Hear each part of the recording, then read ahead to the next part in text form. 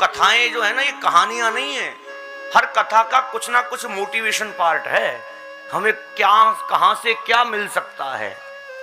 अब यहां पर हुआ क्या, वसुदेव जी महाराज ने कन्हैया को अभी तक गोदी में लिए रखा था, तो जो बेड़ियां लगी थी तो गले में तोंक पड़ी थी वो टूटी नहीं, परंतु जैसे ही कन्हैया को सिर पर धारण किया तो बेड़ियां टूट गई। क्यों? अभी तक ये अभिमान है कि हमने कन्हैया को उठाया है, हमने भगवान को उठाया।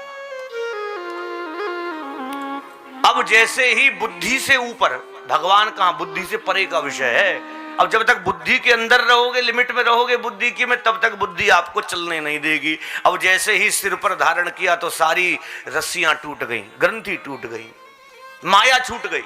यही बात मैं अभी समझा रहा था, जहां राम तय काम नहीं और जहां काम तय, इस बात को पकड़ करके चलते रहें, ध्यान आती रहे, समझ जाएंगे सब। अब बुद्धि से ऊपर ले गए, इसीलिए हमने पहले ही दिन बताया भगवान को समर्पण कैसे हो। ऐसे नहीं, ऐसे नहीं, ऐसे नहीं, ऐसे होना चाहिए। क्यों? भगवान पहले प्रणाम होता था कैसे, साष्टांग, सह अष्टांग। गुरुदेव के यहां गए, मंदिर में गए, लंबे लेट करके प्रणाम करते हैं जैसे हम लोग करते हैं। क्यों? हमारे पूरे शरीर का समर्पण, मन बुद्धि चित्त अहंकार सब भगवान को समर्पित। पर आज प्रणाम करने की रीत बदल गई। पहले गुरुजी लेट करके प्रणाम करते थे, उसके बाद शरीर में इतनी सामर्थ्य नहीं तो घुटने का बल बैठ करके प्रणाम करने लगे, सिर झुका करके चरणों में प्रणाम करने लगे। अब नीचे झुकना बंद हो गया, घुटने के बल बैठने में घुटनों में दर्द रहता है, महाराज क्या करें। फिर कमर झुका करके पैर छूने लगे, पैर छूते थे कमर झुका करके, और आज कमर झुकाना भी बंद हो गया, अब तो घुटने छूते हैं, पैर तक तो पहुंचता ही नहीं आदमी। हाँ, पैर चरणों का स्पर्श का मान है। स्त्रियां, हाँ, स्त्रियां दंडवत प्रणाम नहीं करती हैं, पर दंडवत प्रणाम करने का तरीका है उनका।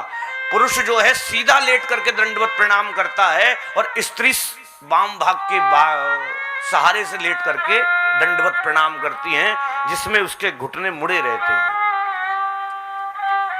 दंडवत प्रणाम करने का तरीका अलग है स्त्रियों का, प्रणाम सबका है। तो भगवान को समर्पण कैसे हो? दोनों हाथों से समर्पण होना चाहिए। गज ने जब देखा कि सारा संसार तुझे छोड़कर चला गया, तब भगवान को पुकारा। जौ भर सूंड रही जल ऊपर, तब हरि नाम उचारे, सुधले और द्वारिका। एक उदाहरण नहीं, अनेकों उदाहरण। भगवान कब आए? जब भगवान ने देख लिया भक्त के अंदर अब कुछ बचा नहीं है। एक बार गोपियों ने ना कन्हैया की बंसी को छीन लिया,